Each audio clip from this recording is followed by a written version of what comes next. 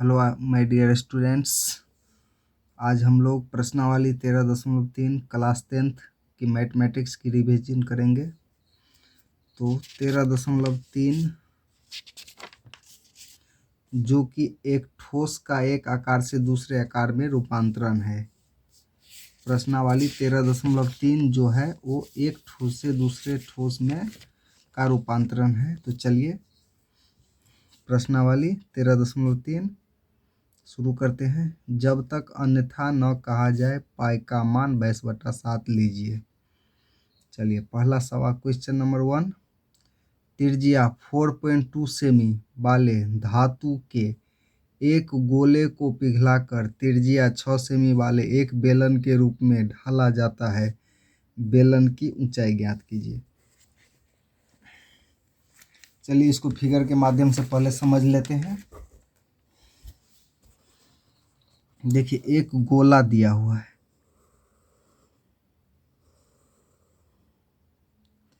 एक गोला है जिसकी त्रिज्या है 4.2 सेमी इस गोले के, और इसी को पिघला करके एक बेलन बनाया गया है। बेलन के रूप में ढाला गया है। ये बेलन की त्रिज्या हो गई,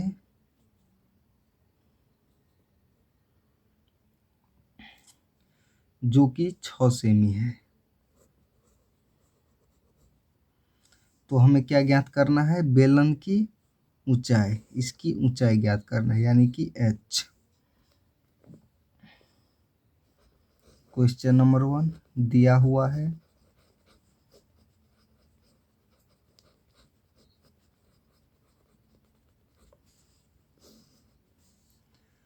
पहला, गोले की त्रिज्या।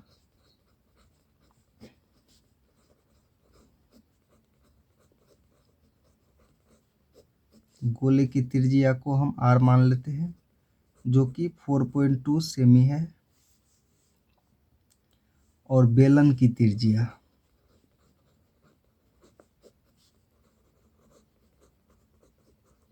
जिसे हम बड़ा R से सूचित करेंगे, जो कि 6 सेमी है। और बेलन की ऊंचाई h मान लेते हैं। बेलन की ऊंचाई h सेमी मान लेते हैं। तो देखिए इस प्रकार की जो भी आकृति बनती है उसका आयतन सेम रहता है, यानी कि गोले का आयतन और बेलन का आयतन सेम रहेगा, क्योंकि इसी गोले को पिघला करके एक बेलन बनाया गया है। इसलिए दोनों की आयतन में कोई डिफरेंस नहीं रहेगी। गोले की आयतन और बेलन की आयतन सेम रहेगी। तो प्रश्न से, जो प्रश्न में बोला गया है उस पर हम ध्यान देते हैं। प्रश्न से यहाँ पे क्या हो जाएगा? गोले की आयतन बराबर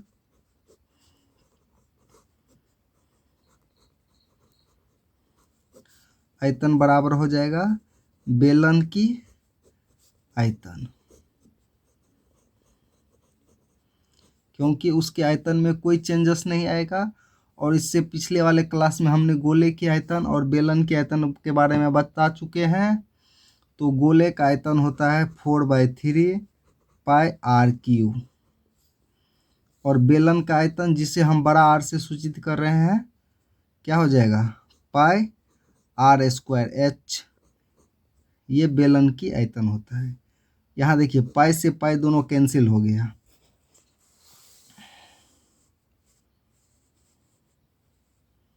यहाँ पाई से पाई कैंसिल हो गया। यहाँ क्या बच गया? 4/3 गुने त्रिज्या, यानी कि गोले की त्रिज्या। गोले की त्रिज्या कितना है? 4.2 सेमी। 4.2 इंटू 4.2 इंटू 4.2 बराबर r²। इसका r देखिए कितना है? बेलन की त्रिज्या 6 गुने 6 गुने h।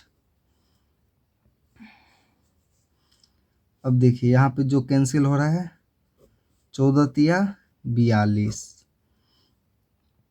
अब देखिए यहाँ पे इस साइड ये गुना में है, तो इधर आकर के ये भाग में आ जाएगा, यानी कि जो बच गया है 4 गुने 1.4 गुने 4.2 गुने 4.2, और ये जो गुना में है ये इससे रहेगा तो भाग में आ जाएगा बराबर h। चलिए अभी काट देते हैं जो कर रहे हैं। 6 सत्ते 42, 6 सत्ते 42। चलिए अभी हम गुना कर लेते हैं। 1.4 इंटू 4 इंटू 0.7 इंटू 0.7 बराबर h, यानी h बराबर हो जाएगा, ये सब चारों अंक को जो गुना करेंगे तो 2.74 सेमी, यानी कि हमारा ऊंचाई कितना हो गया, हाइट 2.74 सेमी बेलन की ऊंचाई हो जाएगी। चलिए नेक्स्ट सवाल देखते हैं।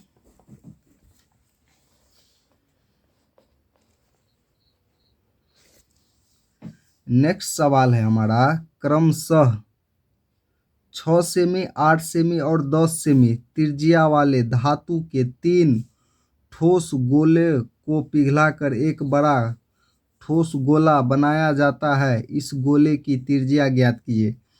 यहाँ देखिए, यहाँ 3 गोले को, 3 छोटे छोटे गोले को मिलाकर के एक बड़ा गोला बनाया गया है, तो उस गोले की त्रिज्या ज्ञात करना है। एक चीज यहाँ ध्यान दीजिए, ये तीनों गोले की जो आयतन होगा, तीनों गोले के आयतन को प्लस कर देंगे तो हमें बड़ा गोला प्राप्त होगा। तो चलिए इसको बनाते हैं।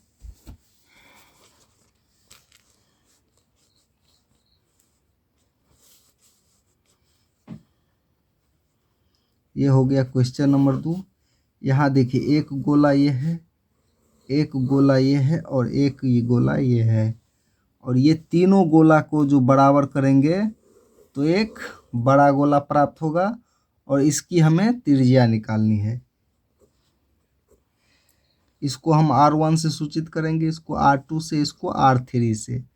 इसकी त्रिज्या है जो कि 6 सेमी है, इसकी त्रिज्या है जो कि 8 सेमी है, और इसकी त्रिज्या है जो कि 10 सेमी है। यानी कि ये तीनों गोले का आयतन बराबर हो जाएगा एक बड़े गोले के आयतन, जिसको हम R मान लेते हैं।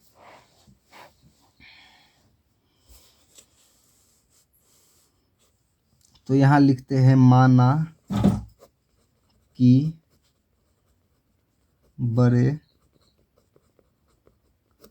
गोले की त्रिज्या बड़ा R है, तो छोटे गोले की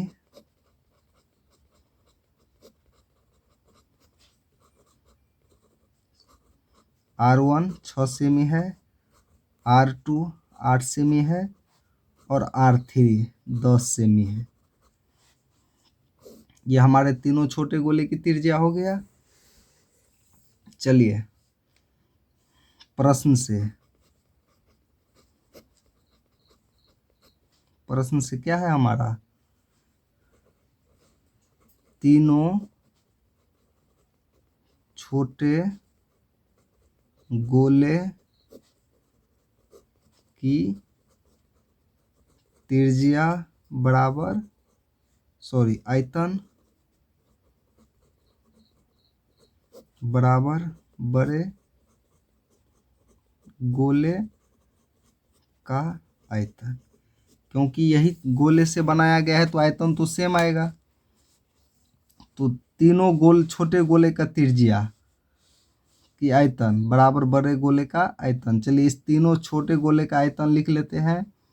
क्या होता है, गोला का आयतन बराबर 4/3 पाई R³ तो इसको R1 माने हैं, प्लस 4/3 पाई R³ इसको R2 प्लस 4/3 पाई R³ और इसको R3 जो कि हम छोटे गोले की त्रिज्या को माने हैं, बराबर हो जाएगा बड़े गोले की त्रिज्या 4/3 पाई, इसको बड़ा R माने हैं तो इसका बड़ा R³ हो जाएगा। अब देखिए यहाँ पे ये तीनों सूत्र में 4/3 कॉमन है, प्लस इसमें पाई भी सब में कॉमन आ रहा है, तो 4/3 पाई कॉमन ले लेते हैं।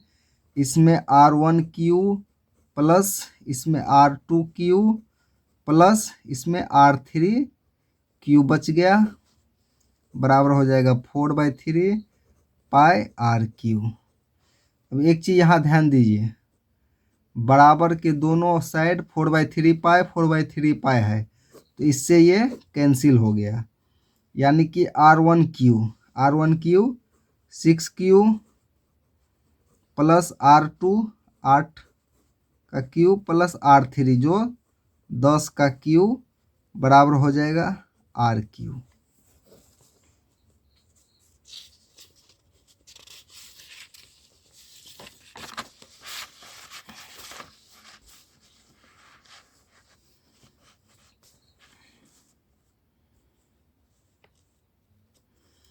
अब देखिए R क्यू बराबर था हमारा 6 का होल क्यू प्लस 8 का होल क्यू प्लस 10 का होल क्यू।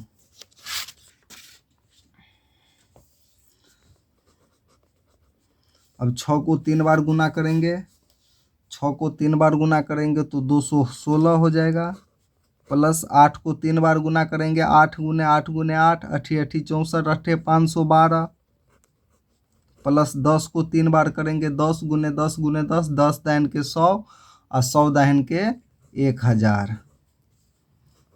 R क्यू बराबर हो जाएगा, सबको जोड़ देंगे, 6 2 8 1 1 2 5 2 7 और 1। इसको R बराबर हो जाएगा, रूट में कर लेंगे 1728 और यहाँ क्यू है तो ये क्यू आ जाएगा। और 1728 का घनमूल निकालेंगे तो 12 आएगा, 12 सेमी। यानी बड़े गोले की त्रिज्या 12 सेमी है। चलिए नेक्स्ट सवाल पे चलते हैं, क्वेश्चन नंबर 3, जो बहुत ही इम्पोर्टेंट सवाल है। और ये सवाल, ये जो हमारे प्रश्नावली है 13.3, इसमें से ज़्यादातर सवाल 5 नंबर में ही, बड़े मार्क में ही आएगा, कम नंबर में नहीं पूछा जाएगा एग्जाम में, इसलिए अच्छे से ध्यान दीजिए, बहुत ही हल्का सवाल है। चलिए नेक्स्ट सवाल देखते हैं। व्यास 7 मीटर वाला 20 मीटर गहरा एक कुआं खोदा जाता है। एक कुआं खोदा जाता है 7 मीटर व्यास और 20 सेमी गहरा। जो कुआं खोदा जाएगा जो एक बेलन आकार का होगा, जो बेलन के आकार का कुआं रहता है, उसे खोदने से निकली हुई मिट्टी को समान रूप से फैलाकर 22 मीटर गुने 14 मीटर वाला एक चबूतरा बनाया गया। इस चबूतरे की ऊंचाई ज्ञात कीजिए। एक चीज ध्यान दीजिए, चबूतरा जो हमारे बरगद यानी पीपल के पेड़ के चारों साइड जो बनाया जाता है, उसी प्रकार का एक चबूतरा बनाया गया है। तो उसकी हमें ऊंचाई ज्ञात करना है। चलिए क्वेश्चन नंबर 3 है।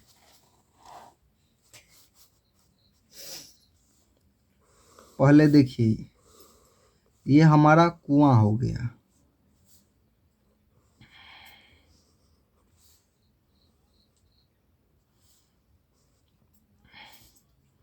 ये कुआं की त्रिज्या हो गया, व्यास हो गया, ये व्यास जो 7 मीटर की है, और ये इसकी ऊंचाई 20 मीटर।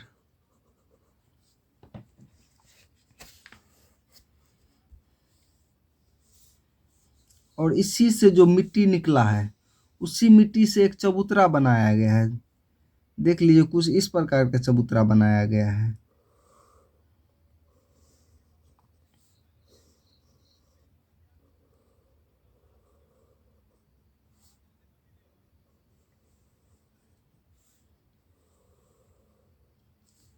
इसी प्रकार का एक चबूतरा बनाया गया, इसी चबूतरे की हमें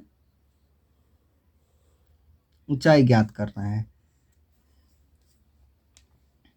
तो चबूतरा एक प्रकार से घनाभ की प्रकार का है, लेकिन यहाँ पे देखिए इस प्रकार में यहाँ पे स्पष्ट नहीं, इसलिए हम यहाँ पे चबूतरा की जो आयतन, किसी भी चीज के हमें आयतन निकालने के लिए क्षेत्रफल और ऊंचाई की गुना करना पड़ता है। कोई भी वस्तु का क्षेत्रफल निकालते हैं, कैसे निकालेंगे? क्षेत्रफल निकालने के लिए लंबाई और चौड़ाई की आवश्यकता होती है, लेकिन अगर हम किसी भी वस्तु का आयतन निकालते हैं उसको क्षेत्रफल और ऊंचाई को गुना करने से हमें उस वस्तु का आयतन प्राप्त होता है। तो यहाँ भी हम क्षेत्रफल को और ऊंचाई को जो गुना कर देंगे उससे हमें इस वस्तु का आयतन प्राप्त हो जाएगा। तो यहाँ पे सर्वप्रथम मान लेते हैं, माना चबूतरे की ऊंचाई, माना कि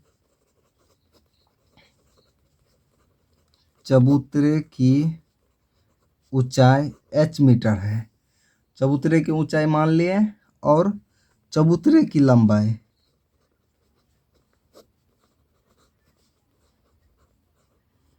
लंबाई और चौड़ाई जो कि हमारे बुक में दिया हुआ है 22 मीटर गुने 14 मीटर, ये हमारे चबूतरे की लंबाई और चौड़ाई दिया गया है। कुएं का व्यास, जो कुआं खोदा गया है उसकी व्यास, कुएं की व्यास 7 मीटर है, लेकिन हमें इसकी त्रिज्या चाहिए। इसको हम R मान लेते हैं। त्रिज्या जो व्यास की आधा होता है, व्यास है अगर 7 तो त्रिज्या 7/2 हो जाएगा। इसके बाद देखिए इसमें दिया हुआ है कुएं की ऊंचाई h, इसे बड़ा H मान लेते हैं। कुएं की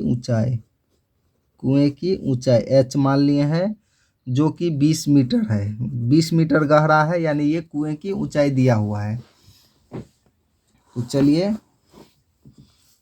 प्रश्न से,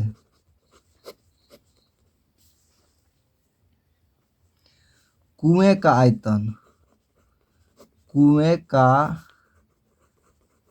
आयतन बराबर हो जाएगा चबूतरे का आयतन। कुएं का आयतन, जो कुआं एक बेलन आकार का है, यानी बेलन का आयतन πr² होता है। चबूतरे का आयतन क्या बताए थे अभी? चबूतरे का आयतन यानी किसी वस्तु का आयतन निकालने के लिए क्षेत्रफल गुने ऊंचाई, उसको कर देंगे क्षेत्रफल गुने ऊंचाई। तो इसका मान डाल देते हैं, पाई का मान 22/7। r त्रिज्या, कुएं का जो आयतन निकाल रहे हैं इसलिए कुएं की त्रिज्या डालेंगे 7/2। r² है तो इसको 2 बार लिखेंगे। कुएं की ऊंचाई जो बड़ा h है माने है 20 मीटर है, 20 बराबर क्षेत्रफल, चबूतरे के क्षेत्रफल लंबाई गुने चौड़ाई l गुने b। तो लंबाई और चौड़ाई दिया हुआ है 22 गुने 14 गुने ऊंचाई h माने हैं। चलिए 7 से 7 कैंसिल हो गया, 2 से 22 को कैंसिल, 11 दूना 22 और 2 दहन के 20। यहाँ पे बच गया हमारा 11 गुने 7 गुने 10 बराबर 22 गुने 14 गुने h। देखिए ये साइड हमारा गुना में है तो इसको इस साइड लाएंगे तो भाग में आ जाएगा। 11 गुने 7 गुने 10, ये गुना में है तो इस साइड आएगा तो भाग में आ जाएगा, बराबर h। चलिए इसको काट देते हैं। 11 दूना 22, 2 पंचे 10, 7 दूना 14, यानी h बराबर हो जाएगा हमारा 5/2। इसको भाग देते हैं, 2 दूना 4, 1.10, 2 पंचे 10, यानी कि इतना मीटर। ये किसकी ऊंचाई हो गई? हमारे चबूतरे की ऊंचाई। तो यहाँ लिखेंगे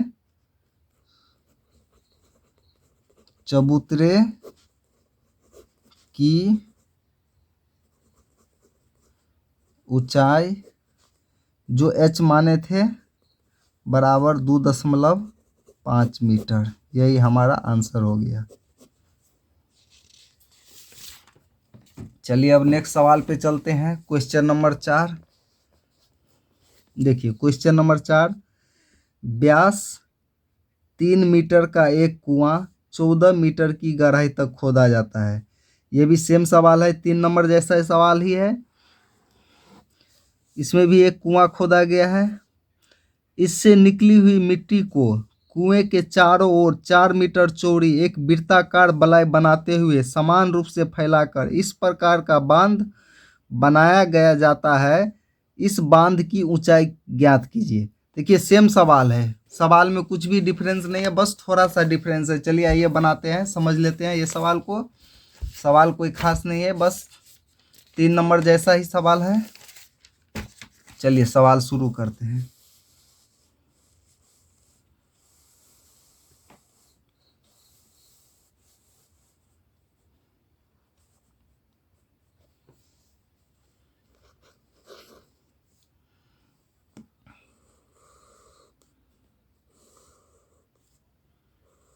देखिए ये कुआं खोदा गया था, इसी के चारों ओर मिट्टी को फैला दिया गया है। इसी कुएं के चारों ओर मिट्टी को फैला दिया गया है। जो बांध आकार का है, तो इसी कुएं की हमें त्रिज्या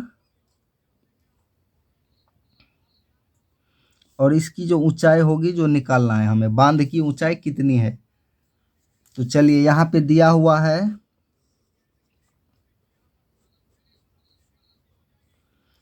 कुएं का व्यास, कुएं का व्यास, कुएं का व्यास है 3 मीटर। चलिए इसकी त्रिज्या निकालते हैं। इसको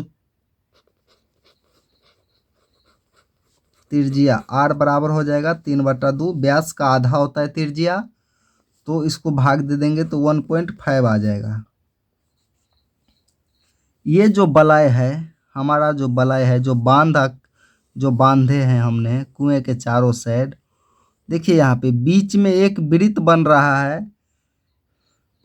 ये बीच में एक वृत्त है। अगर हम बलय का क्षेत्रफल निकालेंगे तो हमें बलय का आयतन निकालने के लिए कुएं का आयतन बराबर वलय का आयतन, और इसमें से ये जो वृत्त बीच में जो खाली है उसको हमें क्या करना पड़ेगा, घटाना पड़ेगा।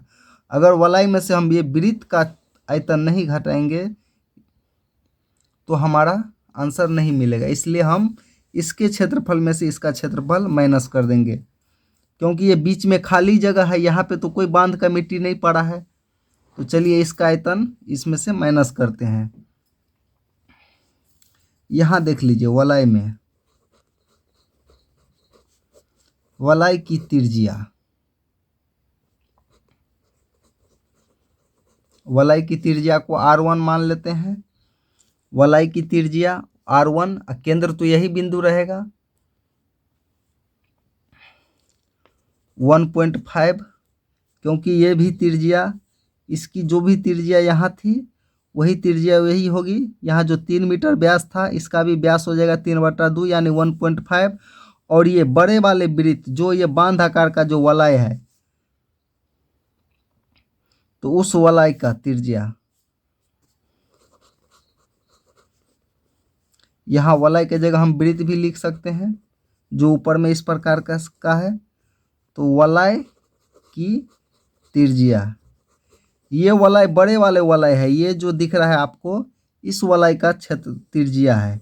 तो क्या हो जाएगा 1.5 प्लस, और इसकी जो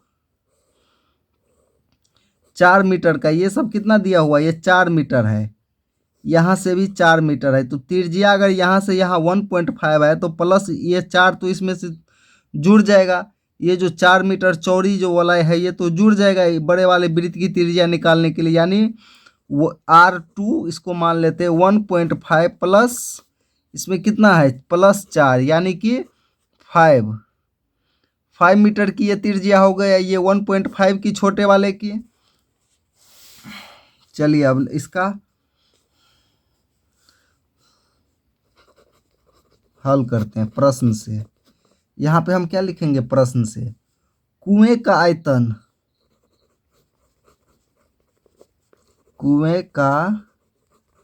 आयतन बराबर क्या हो जाएगा, वलय का आयतन, वलय का आयतन। और कुएं का आयतन, जो कुएं एक बेलन आकार का है तो क्या हो जाएगा इसका, पैरा आर स्क्वायर एच बराबर वलय का आयतन। वलय अभी बताए थे, ये जो वलय है हमारा वलय, तो वलय का आयतन निकालने के लिए हम क्या करेंगे, बड़े वृत्त के क्षेत्रफल में से छोटे वृत्त का क्षेत्रफल घटा देंगे और ऊंचाई से गुना कर देंगे। अभी बताए थे वलय, अभी बताए थे किसी भी ठोस की आयतन निकालने के लिए हमें लंबाई चौड़ाई और ऊंचाई को गुना करना पड़ता है, किसी भी ठोस की। तो वलय एक वृत्त आकार का है, तो वलय का आयतन बराबर क्या हो जाएगा, बड़े वृत्त का क्षेत्रफल घटे छोटे वृत्त का क्षेत्रफल और गुने ऊंचाई, उसको ऊंचाई से गुना कर देंगे। तो इसमें क्या लिखेंगे, बड़े वृत्त का क्षेत्रफल घटे छोटे वृत्त का क्षेत्रफल। इससे हमें क्षेत्रफल से हमें लंबाई और चौड़ाई पता चल जाएगा, और इसको अगर h से हम गुना कर दें ऊंचाई से, तो हमें इसका पूरा आयतन मिल निकल जाएगा, क्योंकि किसी भी वस्तु का आयतन उसके क्षेत्रफल और ऊंचाई को गुना करने से प्राप्त होता है। तो यहाँ पे चलिए पाई आर स्क्वायर एच बराबर बड़े वृत्त का क्षेत्रफल, बड़े वृत्त के लिए हम क्या लिखेंगे, R2 माने हैं पाई आर स्क्वायर, इसको 2 माने हैं और छोटे वाले को 1 माने हैं, तो इसका भी सूत्र पाई आर स्क्वायर हो जाएगा, लेकिन ये 1 है, इसका त्रिज्या 1 माने हैं, गुने ऊंचाई, ऊंचाई को h माने हैं। तो यहाँ देखिए पाई आर स्क्वायर एच बराबर हो जाएगा, यहाँ पे देखिए, यहाँ पे पाई दोनों में कॉमन है, पाई कॉमन लेते हैं, R2 स्क्वायर घटे R1 का स्क्वायर गुने h। अब देखिए ये पाई से पाई हम कैंसिल कर सकते हैं आराम से, इससे हमारा सवाल आसान हो जाएगा। यहाँ पे देखिए त्रिज्या, जो कुएं का आयतन का निकाल रहे हैं, तो कुएं की त्रिज्या 1.5 गुने 1.5 और कुएं की ऊंचाई, जो कुएं की टोटल ऊंचाई है वो 14 मीटर है, बराबर हो जाएगा R2।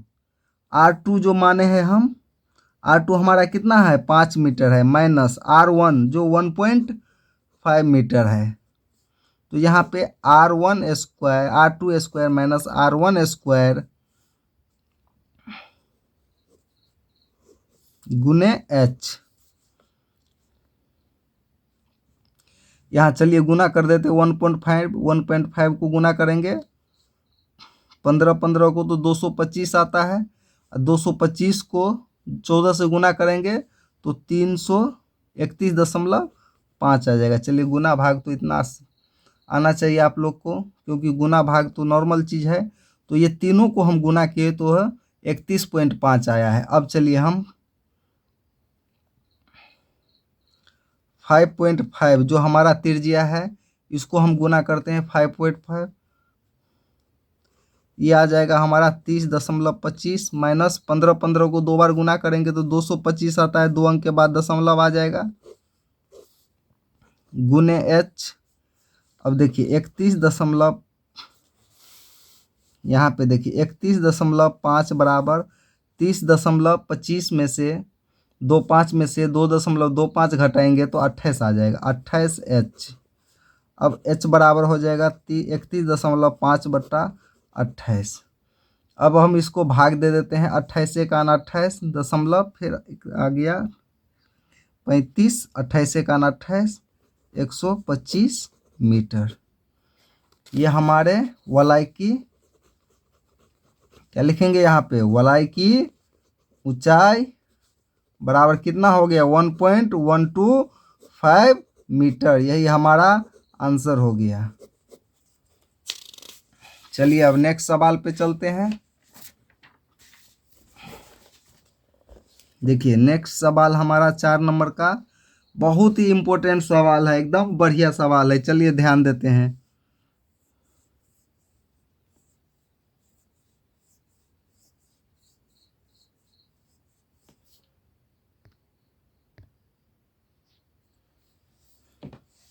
अभी जो हम वलय का क्षेत्रफल आयतन निकाले थे, जिसकी ऊंचाई निकालना था हमें, वो क्वेश्चन नंबर 4 था जो 3 लिखा गया है। चलिए, हमारा 4 क्वेश्चन कंप्लीट हो चुका है। अब 5 नंबर क्वेश्चन देखते हैं। क्वेश्चन नंबर 5, ये ध्यान दीजिए। व्यास 12 सेमी और ऊंचाई 15 सेमी वाले एक लंबवृत्तीय बेलन के आकार का बर्तन आइसक्रीम से भरा हुआ है। देखिए, एक बेलनाकार बर्तन है जिसका व्यास 12 सेमी और ऊंचाई 15 सेमी है। उस बेलनाकार बर्तन में आइसक्रीम भरा हुआ है। इस आइसक्रीम की ऊंचाई 12 सेमी और 6 सेमी व्यास वाले शंकुओं में भरा जाना है। उतना ही आइसक्रीम जो उस बेलन में रखा हुआ है, उसी आइसक्रीम को एक शंकु के आकार के कोन में भरा जाना है। जो कोन जो होता है आइसक्रीम कोन, उसमें भरना है, जिसका ऊपरा सिरा अर्धगोलाकार होता है। आप लोग देखते होंगे कोई भी कोन में जब आपको आइसक्रीम भर के देता है तो ऊपर में थोड़ा बड़ा कर देता है, जो गोलाकार का हो जाता है। उन शंकुओं की संख्या ज्ञात कीजिए जो इस आइसक्रीम से भरे जा सकते हैं। बहुत ही बढ़िया सवाल है, बहुत ही आसान सवाल है। चलिए इसकी हल करते हैं। क्वेश्चन नंबर 5 है हमारा। सबसे पहले ध्यान दीजिए कि जो बेलना आकार का है, बेलन आकार का है, मान लेते हैं ये बेलन आकार का वस्तु है जिसमें आइसक्रीम भरा हुआ है, जिसकी व्यास, यहाँ पे हमें इस बेलन की व्यास और ऊंचाई दिया हुआ है। तो व्यास इसका 12 सेमी है और इसकी ऊंचाई 15 सेमी है। इसको एक कोन में भरना है। मान लिया जाए कि एक कोन में भरना है। इस प्रकार का कोन है जो एक शंकु के आकार का है और इसके ऊपर अर्धगोलाकार, देखिए कोन के थोड़ा ऊपर तक भरा रहता है। तो यहाँ पे गोले की त्रिज्या, अर्धगोले की त्रिज्या और शंकु की त्रिज्या बराबर होगी और ये इस शंकु की ऊंचाई हो जाएगी। यहाँ पे आइसक्रीम की ऊंचाई 12 सेमी है, यानी यहाँ से लेकर के यहाँ तक हमारा 12 सेमी दिया हुआ है, जो पूरे कोन की ऊंचाई है। और इसका व्यास है जो यहाँ से लेकर के यहाँ तक दिया हुआ है, वो 6 सेमी है। तो सर्वप्रथम हम क्या क्या दिया है वो लिख लेते हैं। पहले तो मान लेते हैं माना कोनों की संख्या, माना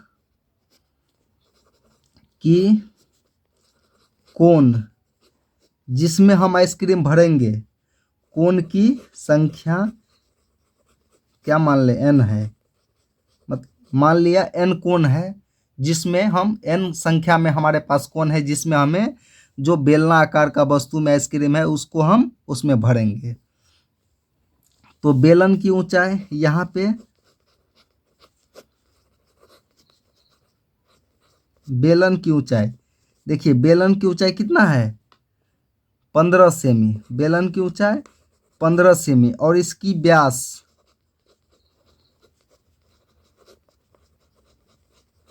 बेलन का व्यास जो कि 12 सेमी है, तो इसकी त्रिज्या कितनी हो जाएगी, r = 12/2। त्रिज्या आधी हो जाती है, ये 6 सेमी हो जाएगी। बेलन की त्रिज्या अब 6 सेमी हो गया और इसका व्यास 12 सेमी था। त्रिज्या व्यास का आधा होता है।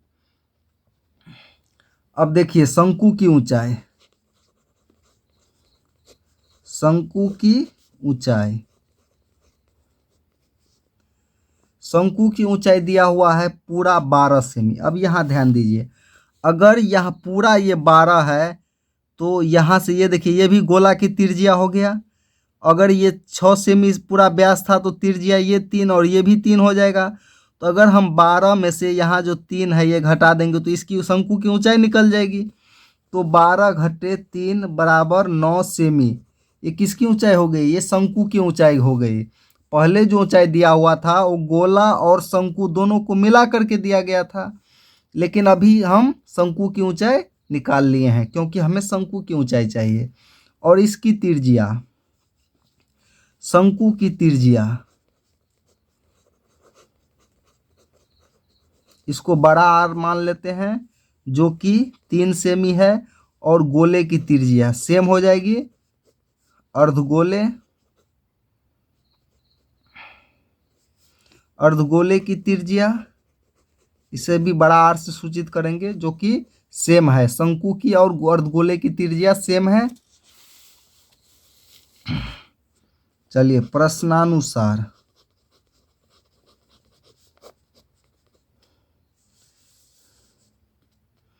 यहाँ पे क्या लिखेंगे, एन कोनों का आयतन, कोनों का आयतन बराबर क्या हो जाएगा, एन कोनों का आयतन बराबर हो जाएगा बेलन का आयतन, क्योंकि बेलन आकार में जितना वस्तु है वही रखेंगे।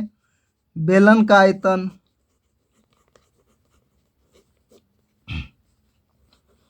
एन गुने कोनों का आयतन। कोण किस किस से मिलके बना है, कोण एक शंकु से मिलके बना है, यानी कि शंकु का आयतन प्लस क्या हो जाएगा, ऊपर में अर्धगोला है, अर्धगोले का आयतन बराबर क्या है, बेलन का आयतन। तो बेलन का आयतन का सूत्र लिख देते हैं हम, पाई आर स्क्वायर एच। यहां देखिए एन गुने शंकु का आयतन का सूत्र होता है हमारा 1/3 पाई आर स्क्वायर एच। इसको हम बड़ा आर से सूचित किए हैं, तो यहाँ पे आर स्क्वायर एच प्लस अर्धगोले का आयतन, अर्धगोले का आयतन होता है 2/3 पाई आर क्यू। इसे भी हम बड़ा आर से सूचित किए हैं, पाई आर स्क्वायर एच। चलिए अब हम मान बैठा देते हैं। यहाँ पे एक चीज़ और ध्यान दीजिए, यहाँ पे कॉमन ले सकते हैं हम, पाई कॉमन है दोनों में, पाई कॉमन ले लेते हैं ताकि हल करने में आसान हो।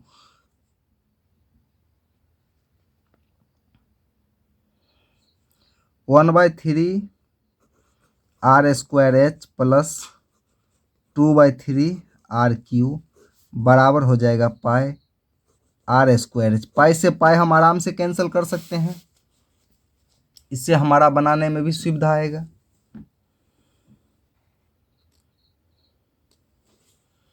और एक चीज़ यहाँ पे और ध्यान दीजिए, यहाँ पे हम इसमें देखिए 3 दोनों बट्टा में, इसको कॉमन, इसको अगर हम चलिए मान ही बैठा देते, कोई बात नहीं। 1/3 गुने आर स्क्वायर, इसकी जो त्रिज्या है शंकु की त्रिज्या जो कि 3 मीटर है, तो 3 × 3 इसकी ऊंचाई, ऊंचाई कितनी है शंकु की, 9 मीटर है, प्लस 2/3 गुने आर क्यू, इसकी भी त्रिज्या 3 मीटर है, 3 सेमी है, जो आर स्क्वायर, ये किसकी है त्रिज्या चाहिए, बेलन की त्रिज्या। बेलन की त्रिज्या हमारा है 6 सेमी, तो 6 × 6, और इसकी ऊंचाई, बेलन की ऊंचाई है हमारा 15 सेमी। यहाँ देखिए 3 से 3 कैंसिल हो गया, 3 से 3 कैंसिल हो गया। चलिए अब गुना कर देते हैं, 9×3 = 27 प्लस 3×3 = 9, 9×2 = 18 बराबर, ये इसको भी गुना कर देते हैं, 6×6 = 36 × 15। अब देखिए इसको जोड़ लेते हैं, 7, 8, 15, 2, 1, 3, 1, 4, यानी 45। n बराबर 36 × 15। n बराबर क्या हो जाएगा, 36 × 15/45, 15×3 = 45, 3 से काट देंगे 36 को, 12×3 = 36, n बराबर 12। यानी हमारा कोनों की संख्या कितना हो गया, 12। यही हमारा आंसर हो गया, यानी हम 12 कोण में उस बेलन के वस्तु में जो आइसक्रीम रखा हुआ है उसको हम भर सकते हैं। चलिए नेक्स्ट क्वेश्चन पर चलते हैं, क्वेश्चन नंबर 6।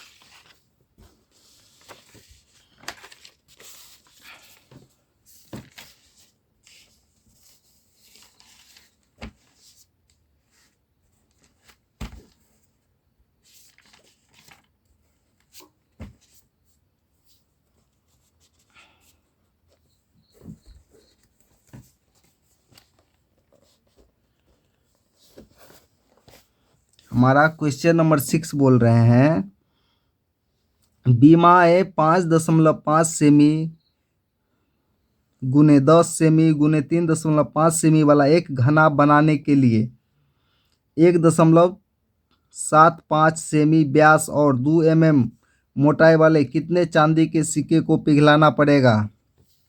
बहुत ही बढ़िया और बहुत ही इम्पोर्टेंट सवाल है।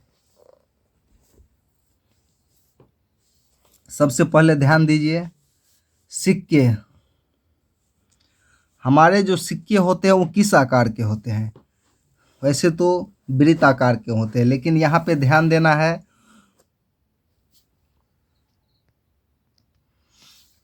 यहाँ पे ध्यान दीजिए, कोई भी सिक्के वृत्त आकार के नहीं होते। वैसी वस्तु, कोई भी वस्तु जिसकी ऊंचाई हो, गोलाकार आकृति का हो, उससे नहीं मतलब है। जिसकी थोड़ी सी भी ऊंचाई हो उस वस्तु को हम बेलन बोलेंगे, नहीं कि उसको हम वृत्त बोलेंगे।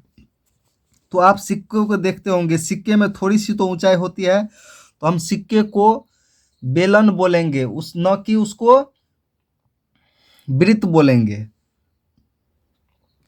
तो एक घनाभ है, ये ध्यान दीजिए, इस प्रकार का कोई घनाभ है जिसकी हमें क्या दिया हुआ है? लंबाई, चौड़ाई और ऊंचाई दिया हुआ है, जो कि 5.5 गुने 10 गुने 3.5 है। और इसको किससे बनाना है? एक चांदी के सिक्कों से। ये ध्यान दीजिए, चांदी के सिक्कों है, उसकी थोड़ी सी तो हाइट होती है, तो इसको हम क्या बोलेंगे? बेलन बोल सकते हैं, न कि इसको हम वृत्त बोलेंगे। इसका जो व्यास है ये 1.75 है और इसकी मोटाई 2 mm है। तो क्वेश्चन नंबर 6, सबसे पहले ध्यान दीजिए, सिक्के का व्यास,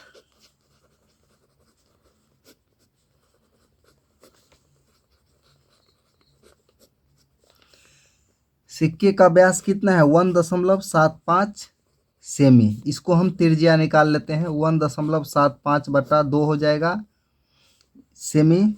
इसकी क्या हो गई? त्रिज्या हो गई। इसकी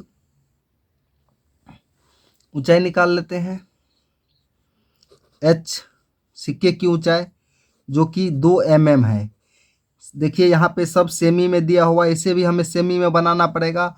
और एक चीज़ ध्यान दीजिए, अगर मिलीमीटर को हम, यानी कि मिलीमीटर को अगर हम सेमी में बनाएंगे तो उसको 10 से भाग देंगे, तो 2 पंचे 10 बराबर 1/5 सेमी। इसकी ऊंचाई हो गई 1/5 सेमी। अब यहाँ देखिए, प्रश्न से हमारा प्रश्न क्या बोल रहा है? n सिक्कों का आयतन, n सिक्कों का आयतन बराबर क्या हो जाएगा? घनाभ का आयतन, घनाभ का आयतन। n सिक्कों का आयतन, सिक्का अभी बताए हैं आपको कि सिक्का वृत्त आकार में नहीं है, बेलन आकार में रहता है। तो इसका क्या हो जाएगा? πr² h बराबर घनाभ का आयतन बराबर क्या होता है? लंबाई गुने चौड़ाई गुने ऊंचाई, यानी कि LBH।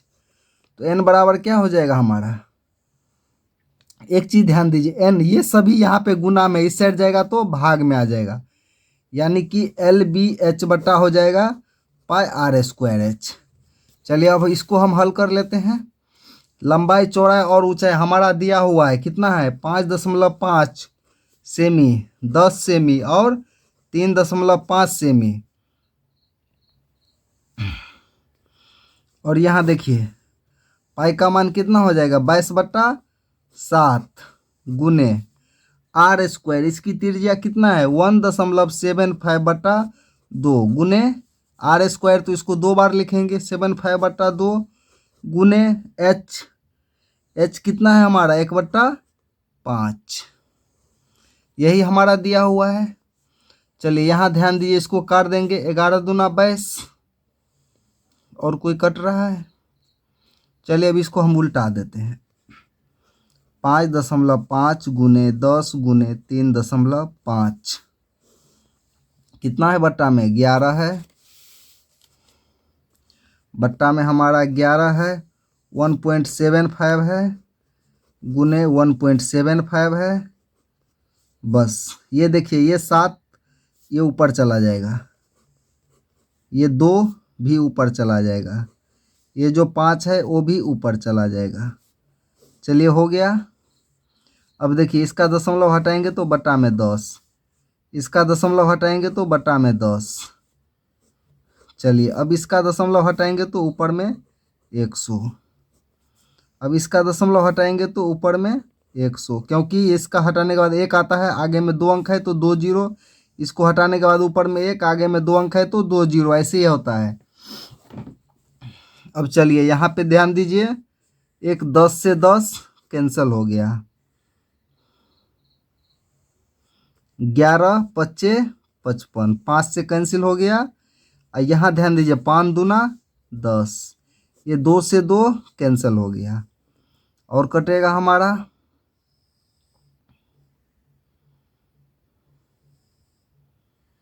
यहाँ देखिए 35 से कट जाएगा, 3 तिया 35 दूना 70, 35 तिया 35 चौका, यहाँ देखिए 35 को 5 से गुना करते हैं, 35 पंचे 175, ये 5 से 5 कैंसिल हो गया। देखिए यहाँ पे बहुत काट खोट हो गया, एक बार हम नीचे लिख लेते हैं। यहाँ ऊपर में क्या बचा, 7 बचा, फिर क्या बचा 100 बचा और 100 बचा,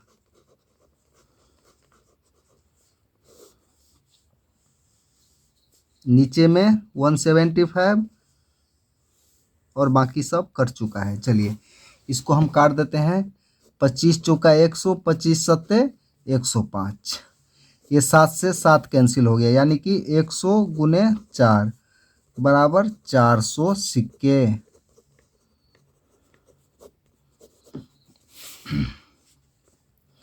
अतः